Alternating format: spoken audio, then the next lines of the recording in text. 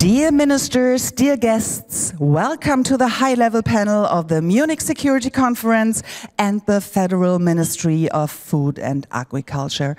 Please welcome our moderator, Michael Wertz.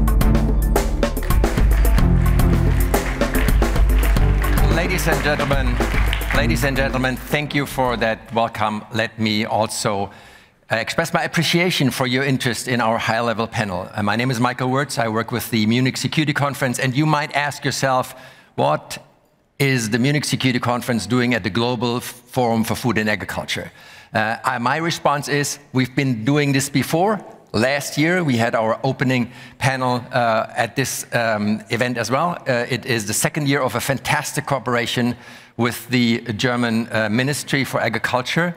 And we are very excited to be here and focus on what we do for a living at the Munich Security Conference, namely the nexus of food, agriculture, climate, and peace and security.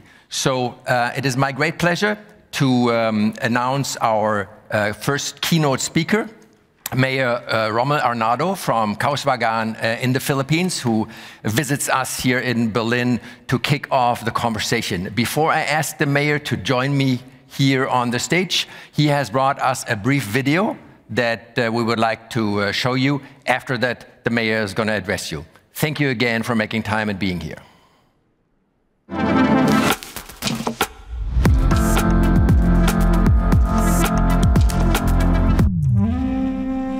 We use food as a tool for peace. It became the Arms to Parents program. Kauswagan, Philippines, once scarred by violence, insecurity and distrust, caught in the crossfire of long-standing conflict between the Moro Islamic Liberation Front and local government forces. By 2010, poverty and hunger gripped 80% of the population. A bold new approach was needed. In response, Mayor Rommel Arnado launched From Arms to Farms, a program rooted in peacebuilding and sustainable development. It gave over 5,000 former combatants a fresh start, turning fighters into farmers. Along the way, we figure out that addressing poverty and hunger will lead to sustainable peace and order. Oh, the real peace is when people is working from the heart. Training in organic farming, financial literacy and conflict resolution tackled the root causes of poverty and division. Community dialogues brought together Christian and Muslim residents, fostering collaboration and trust. The results are remarkable. Since 2012, Kauswagan has reported no armed conflict-related crimes. Over 6,000 hectares of land now provide food security and economic stability. All 13 of Kauswagan's villages have become 100% organic. Under Mayor Arnado's leadership, Kauswagan's poverty rate has dropped from 80% to just over 9%, earning recognition as the most innovative, efficient and sustainable city in the Philippines. From Arms to Farms is now inspiring similar initiatives across the Philippines and beyond. Kauswagan proves that integrated solutions can bring lasting peace and prosperity to conflict-affected regions, benefiting current and future generations.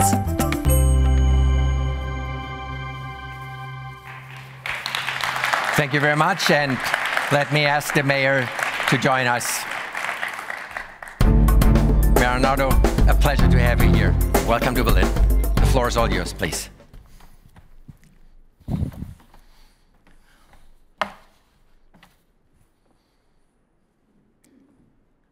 Good afternoon. On behalf of my delegations and the municipality of Kauswagan, I would like to thank the Federal Ministry of Food and Agriculture and the Munich Security Conference for this opportunity to be with you today. And of course, congratulations for another successful global forum on food and agriculture. Greetings also to our IFOAM network and the rest of our stakeholders and advocates that are in attendance this afternoon. It's an honor to become part of this network of builders committed to promote unified action in sustainable development. And please allow me to share with you our story. For so many years, the people of Kauswagan have suffered from poverty and insecurity. The insurgency and generational conflict continued to spread for decades in this part of Mindanao Island. In 2010, as a newbie politician, I had to step in. I made a personal commitment to do something and take part in the exercise of a lifetime that would transform the municipality of Kauswagan in massive heights. When I started as a newbie politician, our focus was on finding the root causes of the conflict. Through a series of consultations and dialogues with internal and external stakeholders, we found out that the cause of the trouble was hunger and poverty. And for this reason, our focus was to find innovative solutions that would transform the societal landscape of Kauswagan. We developed and put together a workable, quantifiable blueprint to achieving peace and development as its primary objective. Our strategies included approaches that would capacitate our people, increase local food production. All our efforts paid off and later turned Kauswagan into a hub for food sufficiency, organic practices, and learning activities. Our focus likewise included the integration of concepts and best practices in organic agriculture, regenerative agriculture, biodynamic farming, and aspects of permaculture. There was a failure in the delivery of services from the local and the national government for many years, and our goal was to restore them. There was massive graft and corruption embedded in the local governance, and we had to sacrifice a lot to make the necessary changes. There was complete mistrust to the government, which strengthened the leftist and the rightist promotion to their idealism. Kauswagan became the hub of the Moro Islamic Liberation Front, the commanders and combat warriors in northern Mindanao, and in addition, the crime rate was very, very high, and the people felt unsafe. And while everyone thought that the conflict between the Muslim and the Christians' beliefs existed, there were biases in cultural dynamics. We exerted efforts to address this and created a convergence between the religious leaders who became important stakeholders in our quest for achieving peace.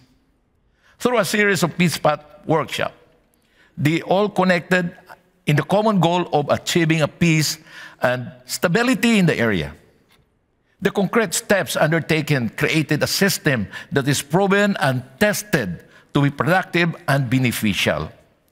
Our administration was able to cure the chaotic conditions in the past, where violence and food insufficiency thrived. Our goal was to attract rebel commanders to join the bandwagon and to take part in food production efforts. Now they have taken big steps and are now fully engaged in our programs for several years now. 8 stakeholders have embraced the policy, and we are all working together now to sustain the peace and development in my area. We resolved the most common issue and the main cause of conflict, which is hunger and poverty. Our household and communal farms now make sure that there is always food on the table, and the people will never go hungry again. The mechanisms have been built, has been put in place for continuous learning, and our farmers and are supported in the dispatch and market distribution of their produce. Primarily, we wanted to ensure peace will have its place in our communities. And as soon as this was in place, we were able to improve the quality of lives among our people, including the rural returnees and their families. The policy sought to fully integrate the former troublemakers into a peaceful and more productive society. Through our measures, we aim for complete dismantling of the culture of violence, and turn our communities into a more peaceful place where biases were completely eradicated and a strong confidence is built. Most importantly, we wanted to resolve the problem of poverty, and we believe that our strategies had been very effective. Poverty incidents went down from almost 80% in 2010 to a single digit of 9.1 in 2020. Literacy rate went up to 97.6% in 2022. The employment rate increased to 92.6 in 2022 again. While this was taking place, our food production significantly increased in the past 10 years. Thank you very much for having me tonight, and congratulations once again to our organizers. Mayor, thank you very much for the work you've done. We will have you back on the stage for the question and answer. I see you in a few minutes. Don't go away. Let me ask you to welcome our panelists, the German Minister of Food and Agriculture, Cem Özdemir, our host here in Berlin, the Norwegian Minister for Development, Ann-Beate Tvinnerheim. Thank you so much for joining us from Oslo. We also have two people that have experience on the ground and have done a lot of research on the issues. We have Elizabeth Caballero from the United Nations, working as a climate security advisor at the Horn of Africa, and Caroline Delgado from SIPRI, the Stockholm-based research organization. Please welcome our panelists. Please join me here on the stage.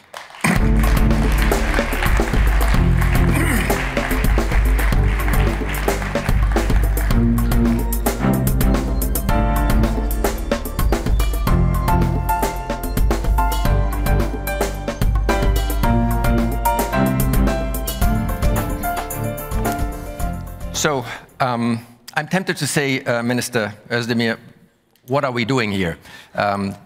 We work in two very different organizations. However, you are probably the first German Minister for Food and Agriculture that has a deep national security and international policy background.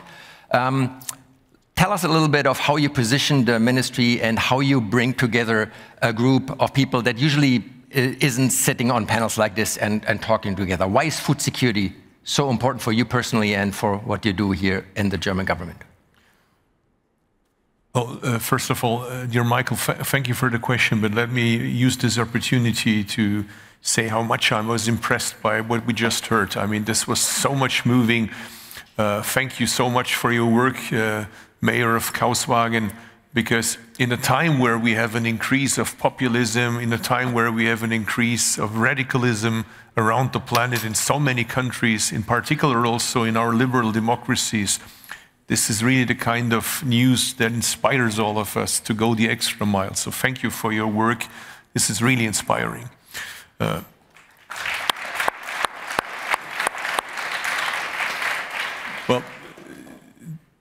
those of you who are in Germany are following the news, and those of you who are outside from Germany, and welcome to Germany, might have heard in the news that unfortunately since a couple of days we have the foot and mouth disease in Germany, a first case since 1988 again, which is really bad news for our farmers, for our food industry, and a big concern. And this is an example how connected we are, because a huge part of the products we're producing and we're proud of goes to the European Union and goes to third countries. One of these third countries is the UK, which is not a member state of the European Union anymore. So that shows how much we're linked to each other. Let me give you another example. We're discussing these days on the European level, and I'm just coming from a meeting with the presidents of the farmers' unions, of the Länder and of the national level. One of the areas that is of concern for them is the Mercosur agreement that the European Union wants to take, and we finally agreed with the Mercosur states in South America. So from a farmer standpoint, depending on what you produce, you're critical towards that agreement. On the other side, we have to see we're an export nation. Our economy is strong because we sell our goods around the planet. So I cannot imagine a position that we as Germans say, well, please other countries, take our products, but we're not going to take your products. That is not going to work. So me as a Minister for Agriculture, I also have to go, and believe me, this is sometimes not easy if you're on a protest meeting, if you're on a rally of farmers, and you have to explain them, well, we cannot say our milk products we should export to Africa, to South America, but when they want to sell cow to us, and we have really limited access, I mean, we also have our restrictions, we're not accepting that. That is not going to work.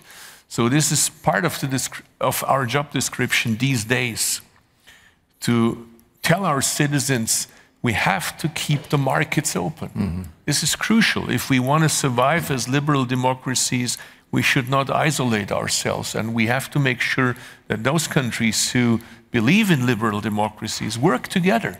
And it's harder to do that as it was some years ago. I'm curious how it is in your country and in other countries, at least in Germany, it's getting more difficult. But that's our job description, to go out, convince our citizens that this really is important. So that was a long answer to your short question. It is, of course, making sure that our farmers have a good income base, but at the same time, the job description, more than it maybe was in the past, is also explaining what we're doing and making sure that our people believe in that the things we're doing in order to keep our societies open, our markets open, are in their very interest. And it's getting more difficult because we have misinformation, we have other countries who also try to have influence on us, and not always with good intentions, as we learned. Thank you, Minister. Let me follow up with one quick question. This panel is on sowing peace, and you have aptly described the domestic situation and the question of trade, which is obviously omnipresent these days. Would you say, looking back at your tenure as a minister, and given your foreign policy background, I'm insisting here, that a German, European, or for that matter, any secretary or minister for food and agriculture needs to have geopolitical awareness, needs to be important about the long-range impact of conflicts like in Ukraine on the global food system? And is that a new part of your job description, or is the division of labor between defense, diplomacy, development, and agriculture still what it was 10 or 15 years ago? And that is obviously a rhetorical question. Well, that's a good one. Let me say, when I look back in the 80s, in the 90s, when Helmut Kohl was Chancellor of Germany, we had the reunification, and part of that process was that the promise was given to some Eastern European countries that they can become member states of the European Union. He said that.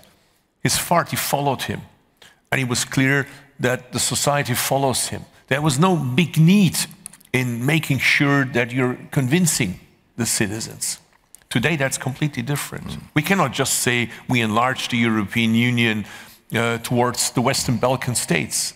I have to kind of having a double job. So part of my job is to help the Western Balkan states, and that also includes Moldova, it also includes the Ukraine, to be ready to join the European Union. At the same time, here I have to talk to my farmers, I have to talk to the society, that it is in our interest that these countries orient themselves towards membership of the European Union. But of course, we're trying to secure their economic interests and balance that. So it is easier said than done, because Ukraine, as we know, is one of the biggest producers of agricultural products, of grain in the world, and unfortunately, Russia, one of the really elements of the dirty war that Russia is using towards the Ukraine is the mining of fields, the stealing of agricultural products of Ukraine, which is, I mean, the war itself is disgusting, but the way Russia is using its tools in this war is really unbelievable. So therefore, we have to make sure that the farmers understand that although it's a challenge for them to have a country like Ukraine as a member in the European Union, it is in our interest, because on the long term it will strengthen us.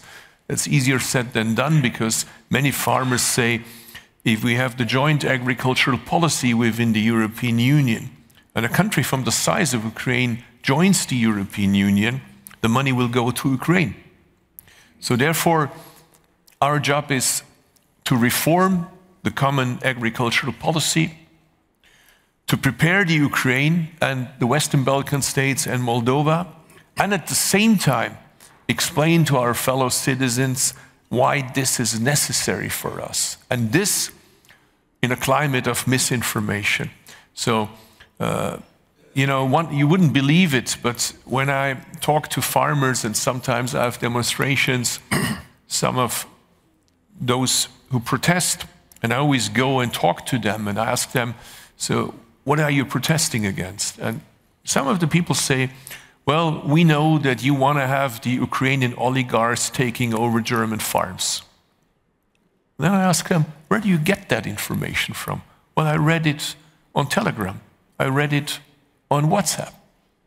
So this is the kind of information war we're going through right now.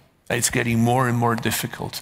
And the only way in being successful is, and this is really, I mean, this is my third year as Minister for Food and Agriculture, the only way we can be successful, we're having now, as you know, an election campaign in Germany. But let's not forget the differences we have under those who believe in liberal democracy are always smaller than the joint difference we have vis-à-vis those radical elements on the radical right and the radical left. And if we don't stop to talk about each other as we do sometimes in our election campaigns, we should not wonder that the radical elements get stronger and that we end up in a situation like in Austria, where there was a majority for a democratic government and the democratic parties have failed to come together, and now the radical right, and Mr. Putin, of course, is ready to take over. So I don't want Austria to be pro-Russia, and I don't want my own country in the next elections to have a stronger Russian lobby within my parliament. So therefore, it is crucial that Democrats work together. Thank you. I think you had... well put. You got some vigorous nods here by the Norwegian minister, and the fact that for the first time the destruction of agricultural infrastructure is a part of systematic warfare with outsized effects in Northern Africa, Eastern Africa, other parts of the world, obviously falls right into your terrain of development policy. You've not only been putting food security at the top of the agenda in your ministry in Oslo, you're also the leading member of our food security task force at the Munich Security Conference. Minister Twinnegheim, why don't you tell us a little bit of how that transition takes place? I assume you're not talking every single day to a Minister for Food and Agriculture. What is that connection, and why is food security so important for your country, the development superpower that is Norway? First of all, a big kudos to Germany and the MSC for putting the nexus security and food so high on the agenda. It's long overdue, and finally we're getting this discussion up.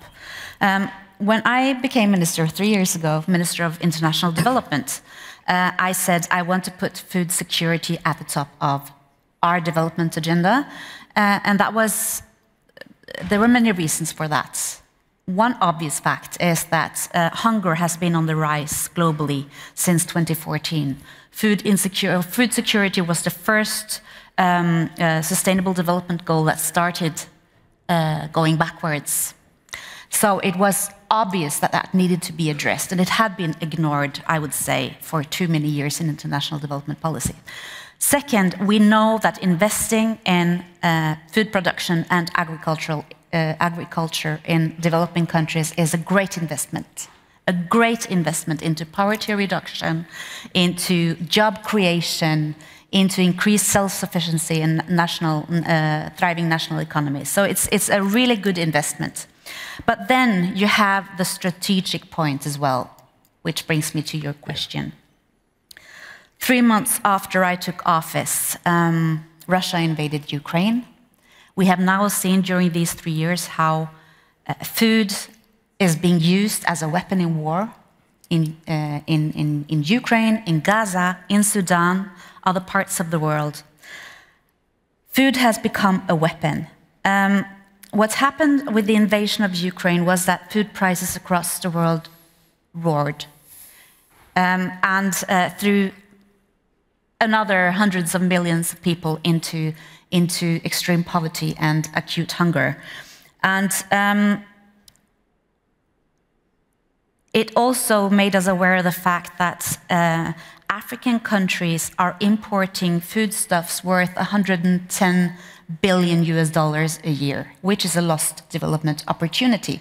So investing in agriculture is very, very smart. I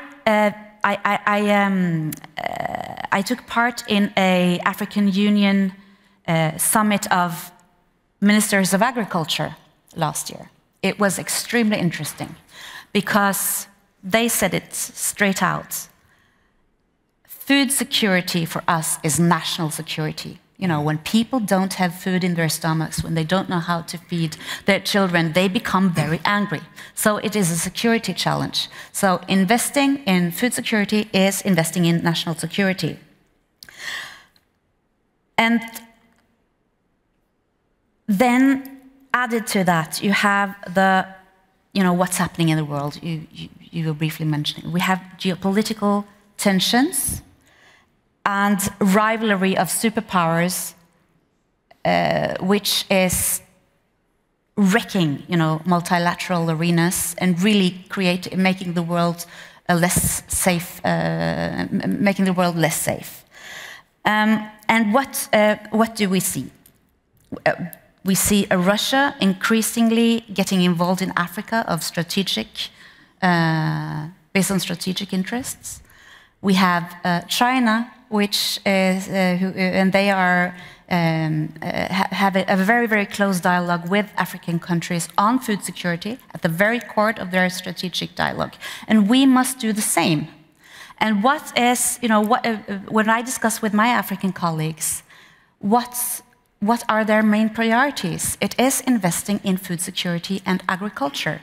So that is what we need to do. And the West must avoid double standards. And that is very, very close to my heart. You know, when we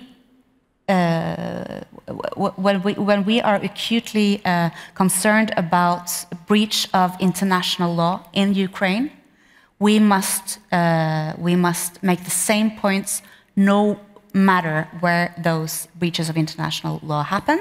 And we must put Africa's priorities at the top of our agenda to be relevant in our future global security talks. Thank you very much. And I'd like to, Elizabeth Carabine, to chime in here, because you work as the climate security advisor to the envoy for the Horn of Africa. East Africa has been exposed to the fallout of the Ukraine invasion, showing how integrated those markets are and how dependent many countries are on the limited amount of grains that are traded globally. You work on climate. Climate, food, trade routes, security impacts are almost impossible to disentangle these days. So could you talk a little bit about what you do on the ground in Eastern Africa, but also maybe take up some of the points that Minister Twinnerheim made about the long-range impact of conflicts that have outsized impact in regions that are hundreds and sometimes thousands of kilometers away from the original battlefield? Thanks so much, Michael, and thank you to our host for convening us. It's a great honor to share the stage with the ministers. And I'll start with where you ended, really, that it does seem very far away sitting here, the Horn of Africa region, as we speak about even the dynamics here in Europe and surrounds. But in a region that has, the region I cover, Horn of Africa region, 270 million people, mostly young, set to double in the next few decades, 80% of which depend on agriculture for their livelihoods and their incomes, in a region which is one of the most climate vulnerable, amongst the top 30% most climate vulnerable in the world, and which, you know, have already surpassed the kind of thresholds we've set for ourselves as an international community of 2.5 degrees of average temperature increase. These issues are completely interlinked. And I suppose we're fortunate in a sense that we don't have to make the case, even at the highest political levels in the region, as the Minister has just said, even at the African Union level. It's also a region which is not so much in the spotlight of the current context that we see in the world, but which is really hosting some of the most the largest crises in terms of conflict. If you look at the numbers of people displaced, of that population, more than 26 million people currently displaced in the Horn of Africa, huge figure. 62 million people food insecure. I mean, this is large percentages of this population. So almost the norm for people, really.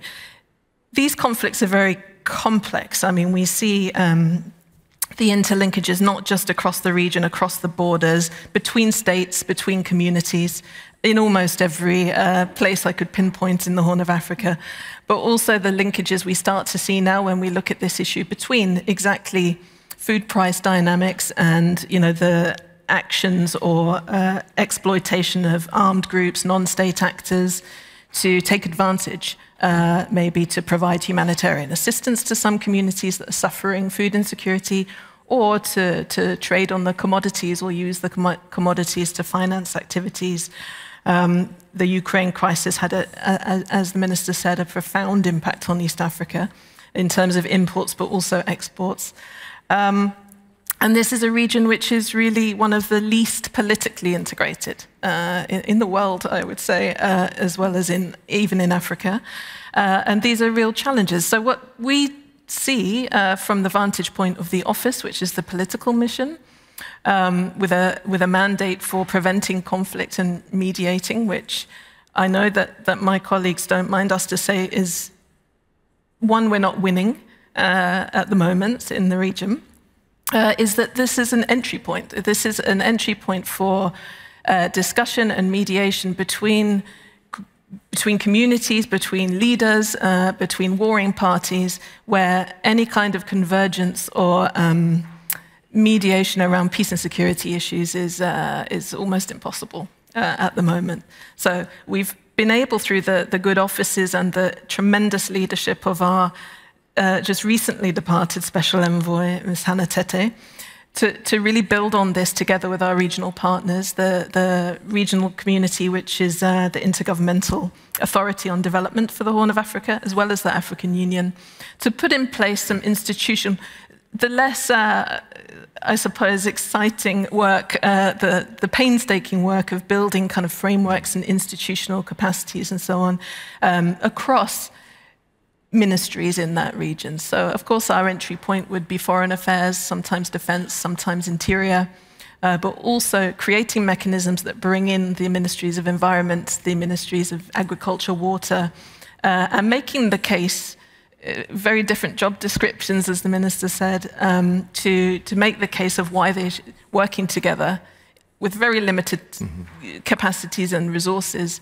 is worthwhile to tackle these, interlinked challenges. I just want to finish with an example, if I may, which really I'm thinking of because of the inspiring example shared by the Mayor, which is for one of the most difficult parts of the Horn of Africa region. It's called the Abyei Administrative Area. It's a disputed area between Sudan and South Sudan. So in an absence of government, really, in this kind of context, very complex conflict dynamics, severely impacted by extreme flooding conditions over the past 2 years, and very difficult to do even the smallest intervention to help people to improve their agricultural production, their livelihoods, their incomes, and in doing so, to build the social cohesion, which I think we heard a perfect example of there, and the social contract with leaders, formal or informal. So working together with our UN agencies that I think you would be so familiar with here, the Food and Agriculture Organization, with the political mission, we're able to work in a way in places to design things slightly different that we wouldn't normally do as the United Nations system. And I think, just to conclude, the point that the minister made about the importance of multilateralism at the moment, we feel very hard in the United Nations just now. And it's these kinds of evidences that we can work differently and in line with priorities that will help us to build the trust in the multilateral system as well. Thank you. Thank you. Let me ask Caroline Delgado to connect to exactly this point, because at CIPRI, the Stockholm-based leading research institution on these issues, you're the director of food, peace and security. So a twofold question for you. How do these three fit together? And what is the argument to be made specifically to the agriculture and development communities that the security dimension is important? Because the Norwegian minister has made that point, and after you respond to my question, I will ask her how she makes the argument to the development community that national interest, strategic assessments, Africa, China and Africa, Russia and Africa, and also national security interests are actually not only an important, but also a viable lever to have these conversations, because that is not always easy, as we know. Caroline, first to you.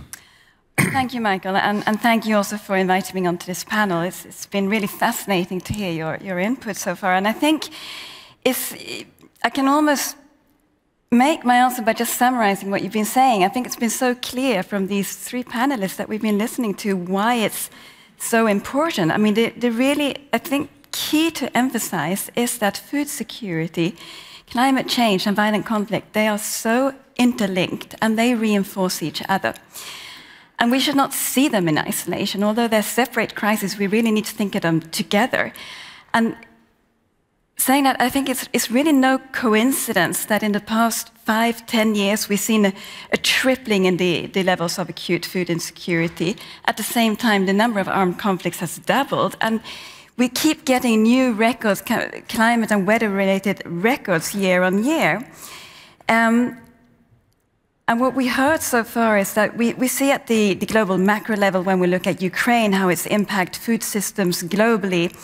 And if we add to that, then also the impact of climate change at the same time as the world are looking to other markets. Well, these important global agricultural regions, they're also hit by heat waves, as in India and then Argentina, or extreme flooding, as in Pakistan. So that really just amplifies the ramifications. But if we then go down to a different level, going into what Elizabeth was saying, if we look at not only the countries in resource-poor countries or poorer countries that are importing foods, but also those with populations that are dependent on international humanitarian food aid, there we've also seen enormous consequences, because not only are food supplies they're interrupted because of Ukraine, and prices of both food and fuel are going up, but also donor priorities are shifting.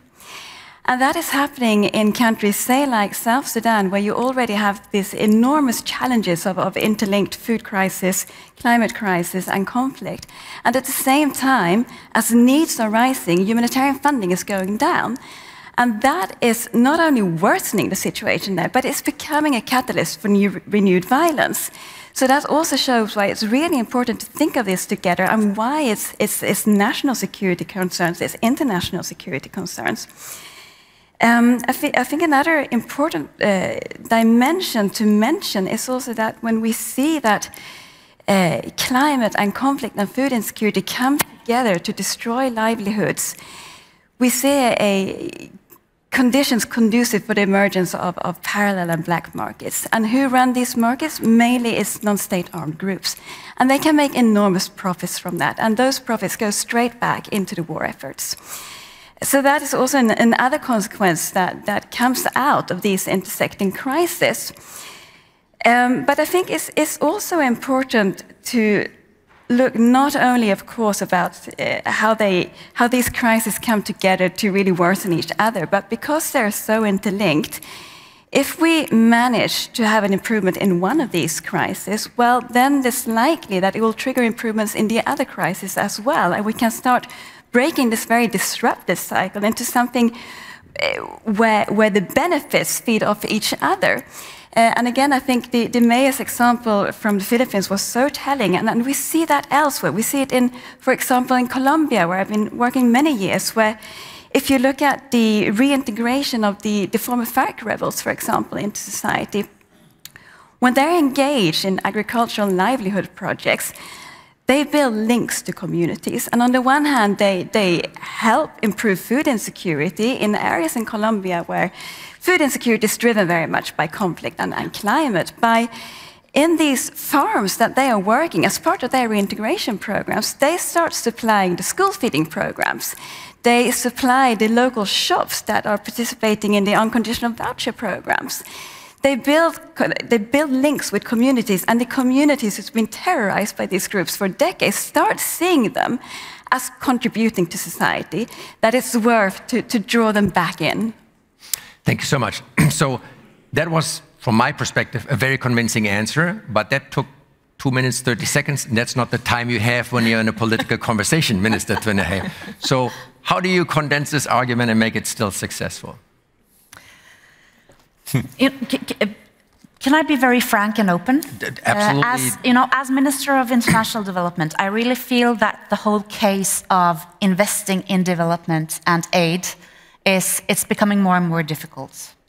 You mentioned it. Same. Yes.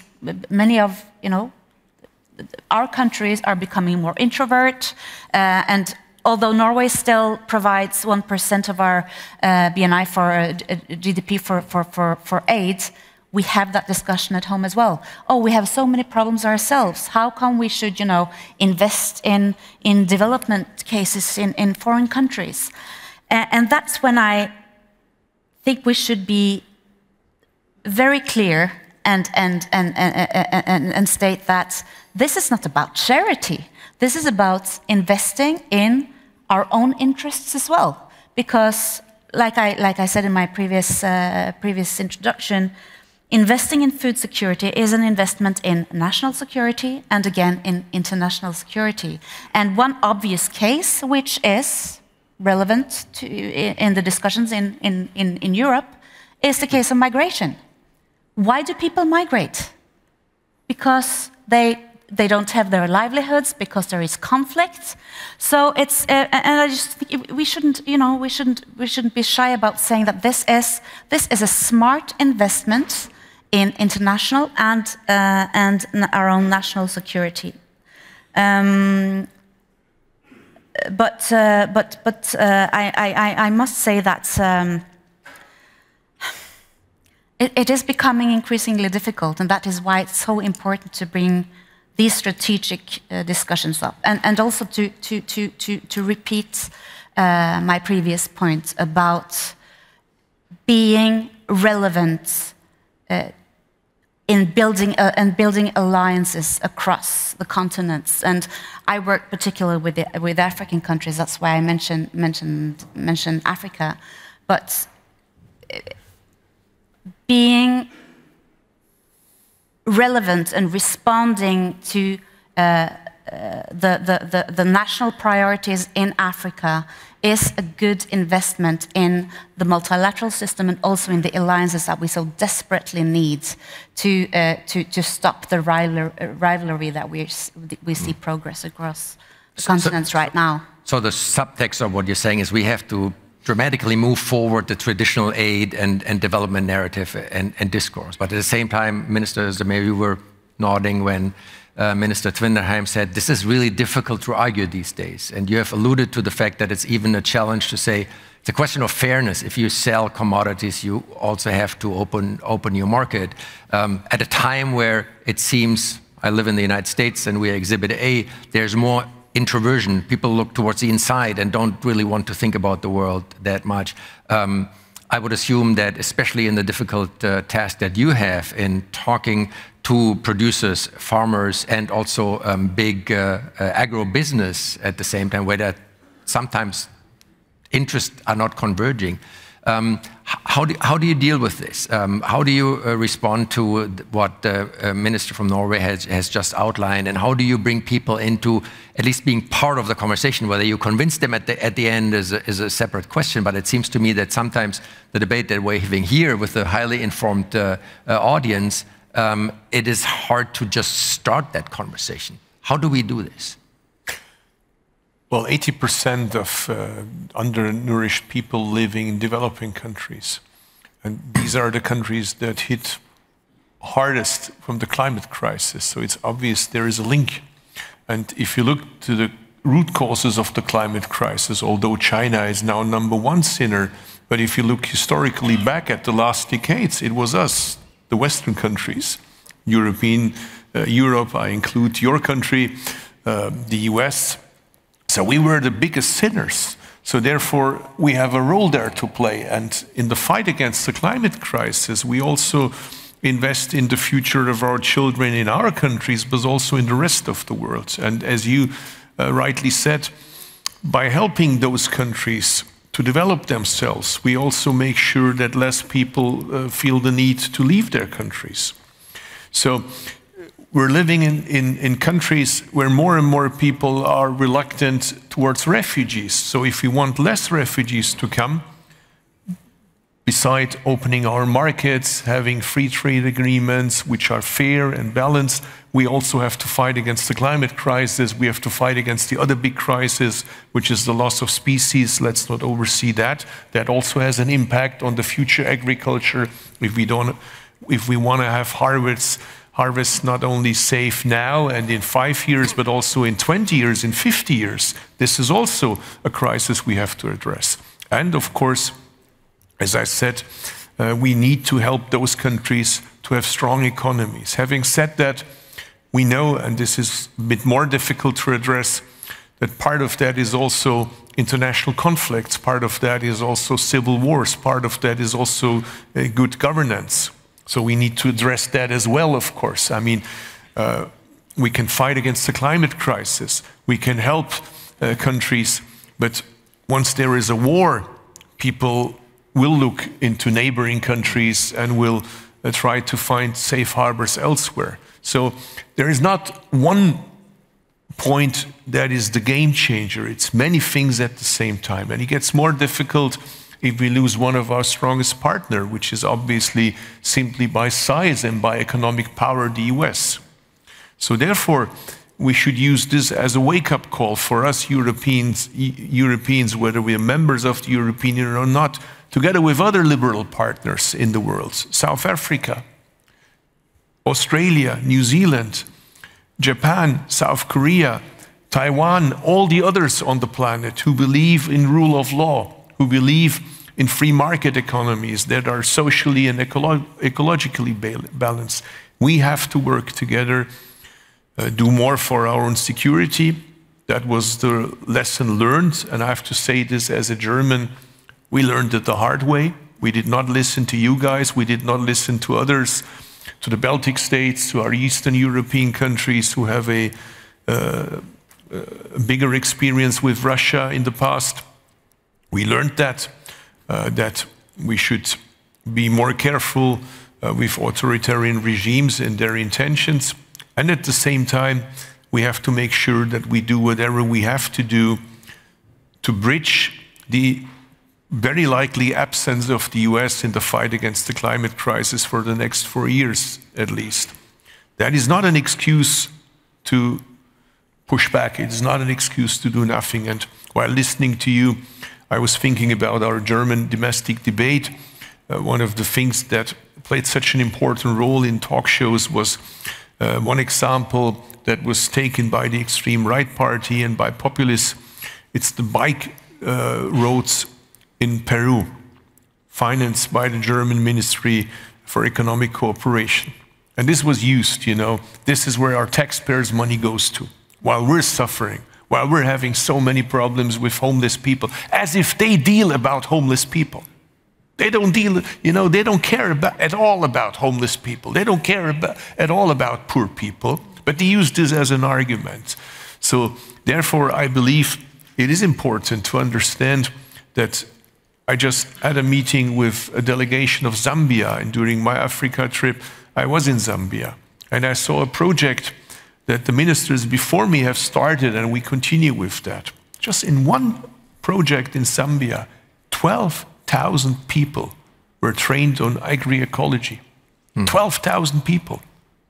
And if you look at the money we invest and compare it with the outcome, I would love to have such projects in my own country that are so efficient. So we have to tell these stories. So as I said in the beginning, part of our job description has completely changed. It's also reaching out to our constituents and explain them. If we finance such a project in Zambia, is it because we want your children to live in a safe world? Exactly. Thank you. And we know you, Minister Özdemir, you have to leave in a few minutes before we transition to Q&A, but let me ask Minister Tvinnerheim. So the argument has been formulated why we are in this all together, and an investment in other parts of the world has collateral benefits in the global north as well.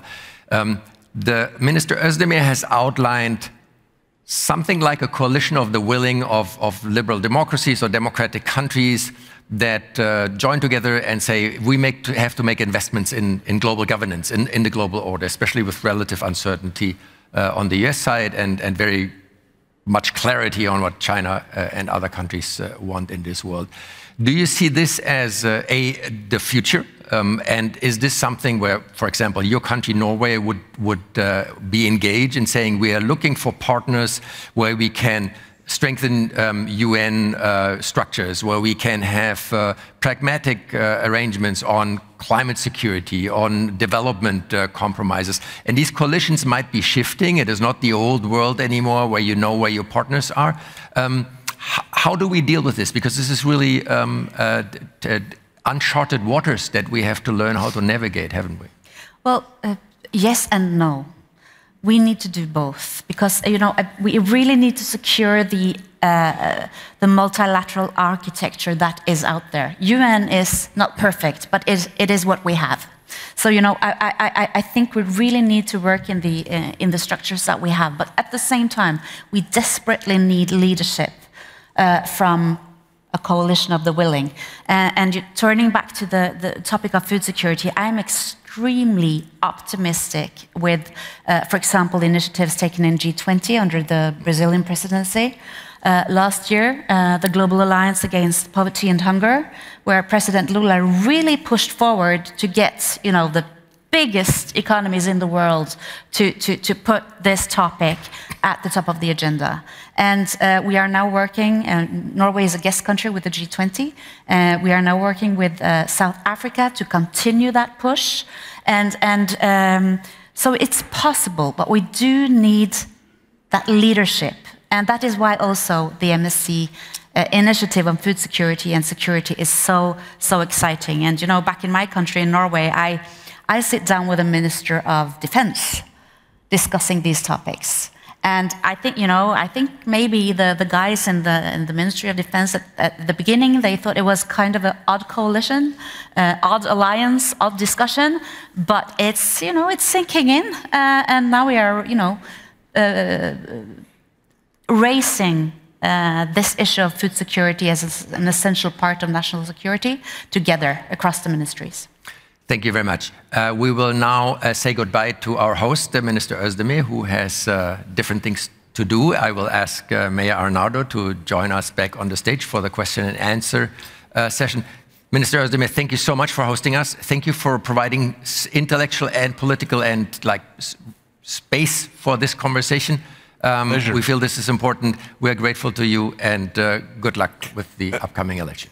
Thank you. And thank you to the Munich Security Conference for this excellent collaboration, to your team, to my team here. I really appreciate that because it belongs together. The security debate and the debate about food and agriculture is linked to each other. Thank you so much. All the best. Our pleasure. Thank you. That's good. Thank you. Good luck. Thank you. So I would like to ask the mayor to join us, and we have some time for a question and answer session. There are certain ground rules. If you have an intervention, I would ask you to tell us who you are and what your organization or your home country or your title is. And I will also not only ask, but urge you to be very brief because we have the panelists and the speaker here on the panel. We will make the best use of their precious time. We have microphones in the room, and I would ask people to indicate to me, I can't see you that well, if you would like to intervene and have have a question or a statement, a brief statement to make. Anyone that is volunteering here, I'm happy to. I appreciate it. Please. Yeah. Is it on? No, now Yeah. it's on. Yeah, I had a huge privilege to be a friend of Rommel, and I visited him in May. And we were in a camp of the rebels, and I was flashed. I'm an organic activist since 50 years, and I'm a bit longer a peace activist than a pacifist. They're still around. There are some pacifists around. But he flashed me when I asked him, well, did you ask the rebels to give up the weapons? He said, no. And the rebels confirmed. He went out there, risking quite a bit to go out there not to be shot, said, I don't want you to surrender your arms.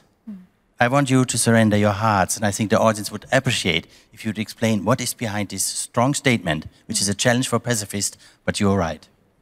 Thank you very much. Anyone else? Please feel free to chime in. Yes, please. Thank you so much. If you let us know who you are. Yeah, thank you very much. I'm Juan Echanove. I'm the lead of the Right to Food team of FAO. Thank you for the conversation because it's really great and so necessary. I wonder where you will place human rights and human rights approaches as part of the conversation, right? We are talking about wars, conflict, so the right to live, which is undermined, and so many other human rights in that context. There's also the right to food, and at the end of the day, as we all know, all human rights are together. So at these times of, broken multilateralism, conflicts, etc., human rights supposedly are that basic language that we should be able to keep us together, right? So where you would place the right to food in this very conversation? Thank you. Thank you very much. Very important point. Is there anyone else? The gentleman here in the front, please, if we have a microphone. Yes, up here in the front. Thank you. And again, the gentleman exactly is here. If you let us know who you are and who you work for. Yes, hello.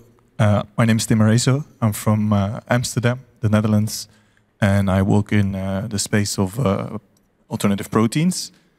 And well, my question is, you mentioned that food was being weaponized, and it was also about fairness in the panel a lot. Well, for example, when there was the grain blockade during the Russian invasion, when the grain blockade was lifted, the grain was actually not going to hungry humans, but it was mostly the trade that was initially regained again. The grain was being bought by European and Western animal feed companies to feed animals. And I think we all know that if we want to stay within planetary boundaries, we have to decrease our fossil fuels. But I guess a bigger and a more relevant thing is that we also have to decrease animal consumption. And I think this also plays into the global issue of security, because we're feeding grain to animals in rich countries that will become meat, instead of feeding it to developing countries where actually humans are very hungry. And I would really like to have your take on this issue. Thank you very much for this important question. And I'd like to take one more. Should there be the gentleman here in the front? Do we have a microphone? Thank you so much. To your left. Thank you again. Let us know who you are. Klaus Heidlinger from the German fruit juice industry. I think what we have not covered yet is the necessity of have more innovation in agriculture, because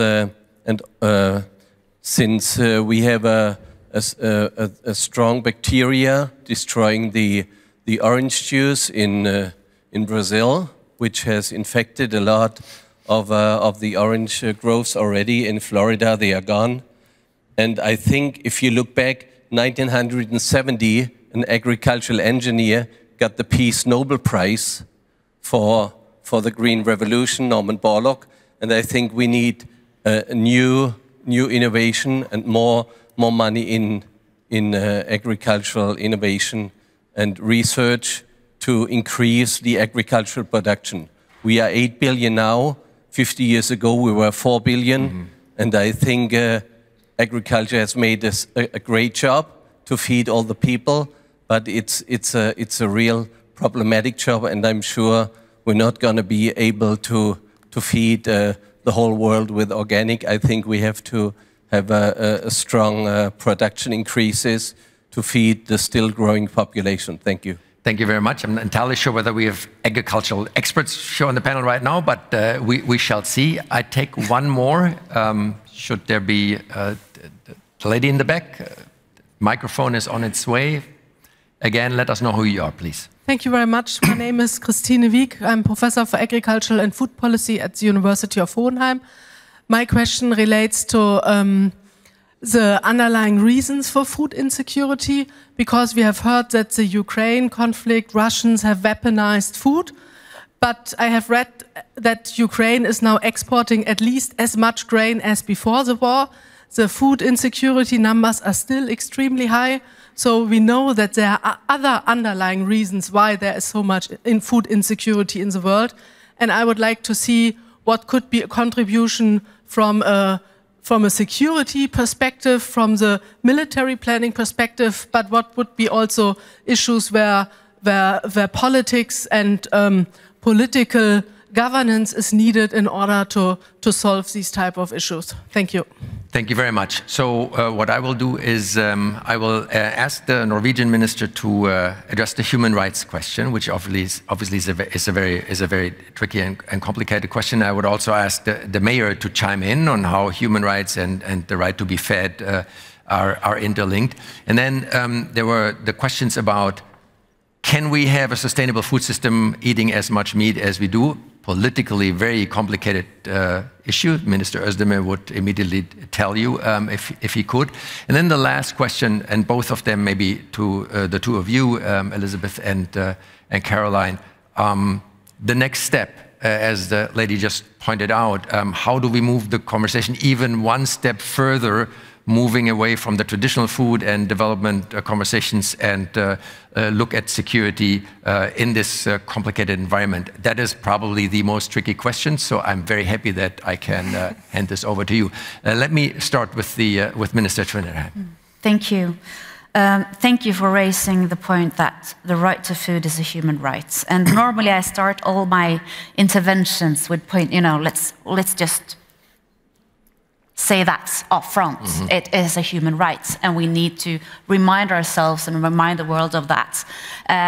The point I was trying to make is more of, the discussion that I have to address in my home country, in the political discussions. If I need to put this as an instrumental discussion to make the case why it's important, I will do it. I will do whatever it takes.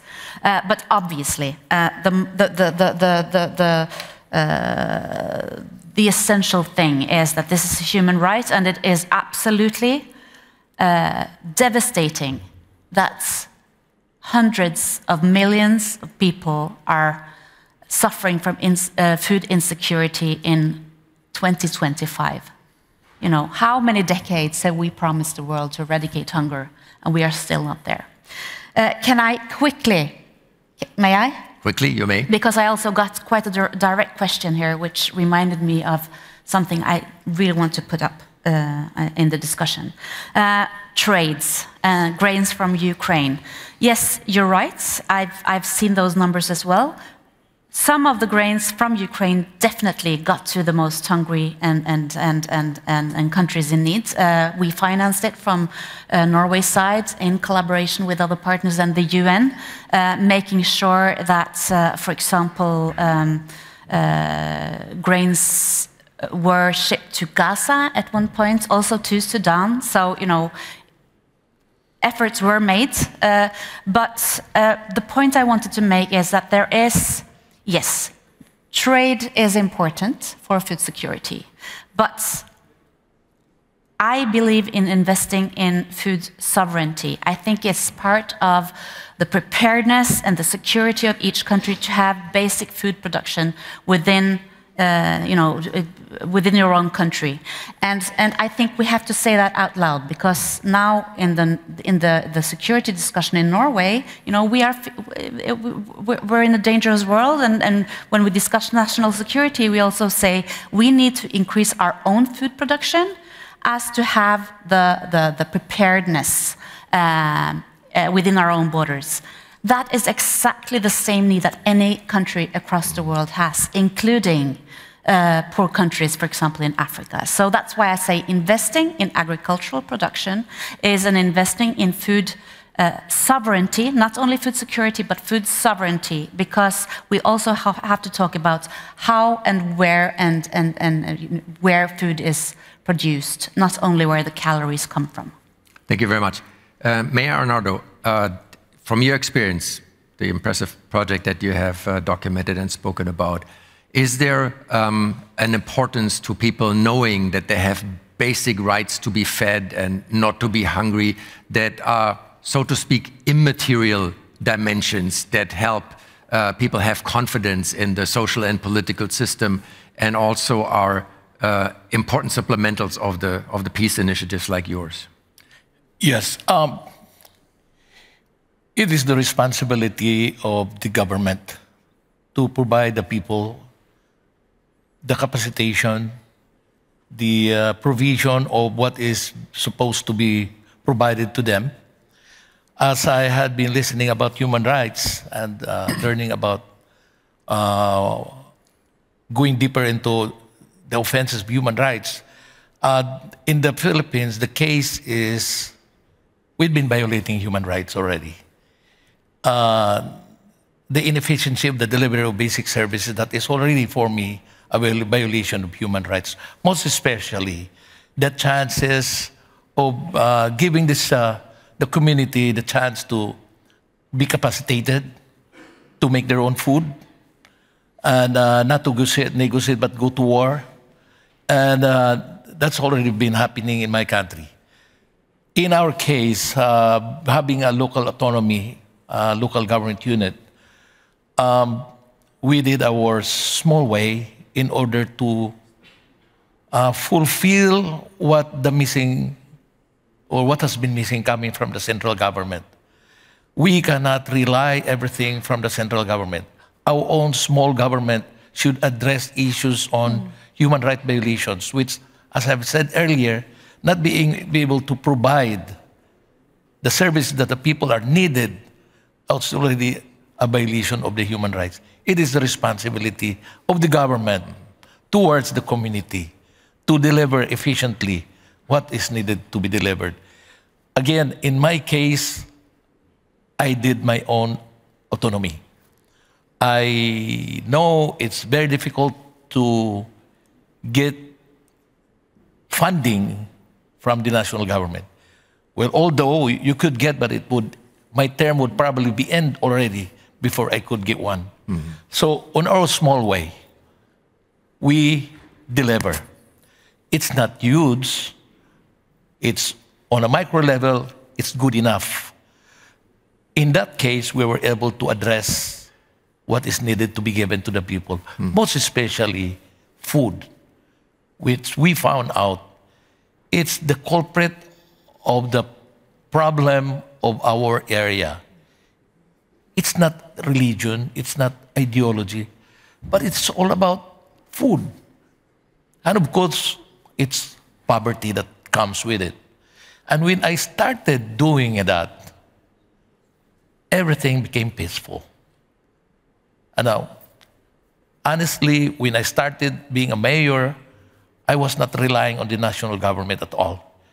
It was a non-governmental organization that helped me and also taught me how to manage the people, and most especially is identifying what are really the root causes of the problem. Why Kauswagan is always at war? Why are we always have classes almost every day fighting the government and fighting with the rebels? Then we found out that the problem was so easy to fix. And it was only hunger. You're a ray of hope in this dark world. But I think the point that you make, if I understood you correctly, is that assuring most basic rights is also increasing the option for people to live in a world where they know that they have a certain possibility of self-determination and yes, becoming capacitated and actors, which is obviously a very important bottom-up dimension. Moving over to the last question with regard to the broader security concerns, I want to turn it over to you first, Elizabeth. If you could weave in your experiences on the Horn of Africa, where you, in a very frank manner in the beginning, said it's not going that greatly. I think that applies to a number of regions in the world. Kind of how do we move forward in broadening the conversation, but at the same time staying focused so that there are concrete results? Like, for example, within the United Nations system, you have described of how many actors you're dealing with in the Horn of Africa, how many different NGOs, ministries, areas of civil society.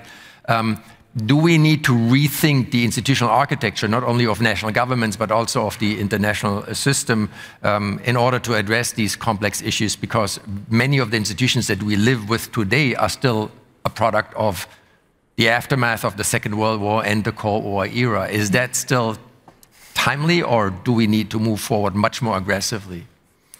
Thanks very much for the very difficult question, but I'll start at the beginning and come to it, because I want to make 2 points in response to the comments at the front here and build on the example you were giving of grain from the perspective of Europe. In the Horn of Africa, I mentioned that 80% of the population rely on agriculture. This is really the vast majority on livestock production. This is dry areas, pastoralist communities, also ones that are most affected by climate change and conflict. Investment needed, if you want to say investment, focus, policy focus, etc., required to bring the huge potential of that sector, let's call it a sector rather than a livelihood, with its export potential, not only to feed communities in the Horn, but also export to the Middle East and even maybe one day to Europe, is relatively small. I would say over the last 50 years, the investment in that sector has been very little, and even counter-investment towards crop agricultural production in areas that are very dry and which are, to speak quite frankly, not viable under a changing climate in the Horn of Africa. So this is like a flip side of the argument you make. So how do we start to connect the dots there of what's irrational, really, from a market perspective? The second point, in many years working in the region Horn and elsewhere in Africa, I've seen hundreds of projects, and they have not changed very much in that time. I see the same kind of project now that I saw 20 years ago. And I mean, you place the responsibility with us in the UN and other actors on the ground, and I think that's right. It's very, very difficult to deviate from business as usual, even if you really want to, even if your donors and partners really want to. But we need to find ways to catch up, even the innovations we have here, to not take 20 more years to reach our interventions in Africa. The question of institutional architecture. The UN's not perfect, as you say, but it is what we have, and I've seen, actually, I've only been in the UN for 3 years, and what I've seen is possible. It's a very large bureaucracy, but it is possible to do things quite easily if you find the leaders and the entry points and the other colleagues within agencies, across agencies, to really tackle a problem. I really want to make that point, that it is possible to do it. So it's an exciting time to be in the UN as well, to see how we tackle what will need to be reformed throughout, and different ways of working.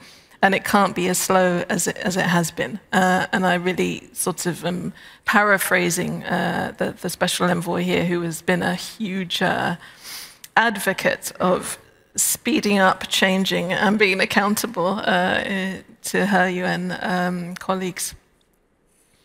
Thank you so much. So we talk about, we use terms that maybe 5 or 10 years ago we wouldn't have used: the weaponization of food as a perennial geopolitical problem, the question of food sovereignty, the need to move development narratives forward.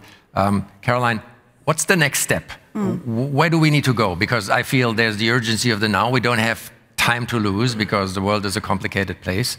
How do we, based on the conversation that we had here today, how do we start thinking about next steps? Well, I think it's always can be quite daunting, the complexity of the issues, right? Because they are so interlinked and sort of they're so all-encompassing. So you need to start breaking down the complexity as well. And I think there we need to really focus on, when you say moving forward, to really think, what do we mean when we say integrated approaches? We've heard that a lot. And there's so many different ways of talking about it, but we need to really think about what are the connections. We have the kind of, let's say, almost like thematic connection between climate and food and conflict, where we can also see that those connections, while reinforcing each other, also provide entry points for addressing each another crisis. But then we also have to look at who is responding. I think it's great that we're talking about food security as not just a humanitarian issue, not just a development issue, but also a national and international security issues. But it is all of those. So we shouldn't just see it as one or the other, and they interlink. And that brings us to the well-known HDP nexus, the humanitarian development peace nexus. But it might be a kind of an old term, but it still holds very true. We need to really find those collaborations across there, because it is a humanitarian concern in some parts, but that quickly shifts to a development concern. And when it becomes interlinked with conflict and instability, it keeps shifting. So we need all actors, be it governments, be it the UN, be it the local organizations, the conflict-affected populations, to really work together, and by that, rethinking a little bit, how do we think about partnership when we talk about partnership? When it's a humanitarian organization partnering with a local organization, well, how can we really transform those partnerships? When governments supporting other governments or other organizations, it's really about how do we rethink partnerships and setting out almost the level of ambition to contribute, to break these nexuses, identifying what that contribution is and acting towards that. So I think it's about having that integrated approaches mind, but thinking through really carefully, what do we mean by that? Because only then can we start responding to crises that are so interconnected as they are. I think that is a very important point, and I think we'll end here. We still have a few minutes, and maybe we give the audience the opportunity to speak to the panelists after this.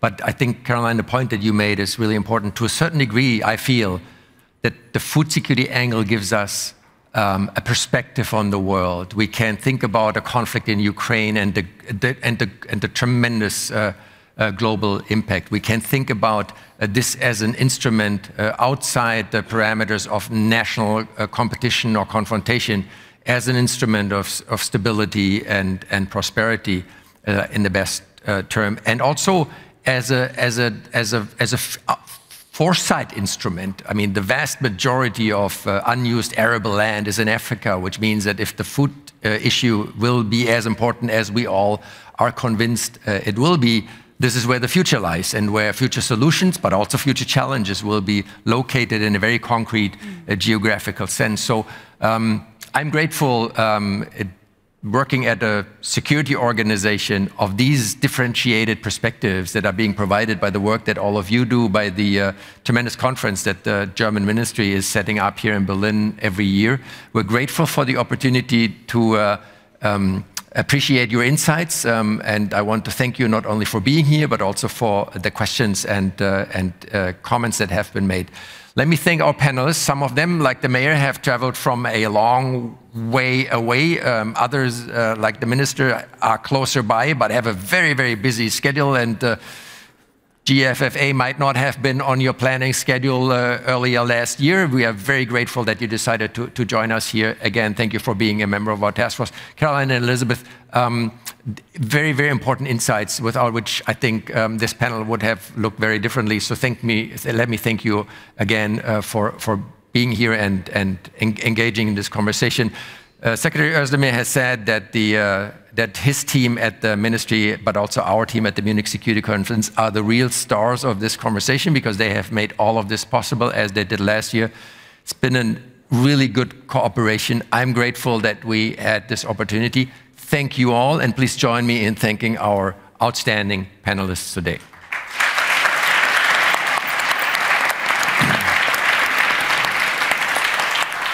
Mayor.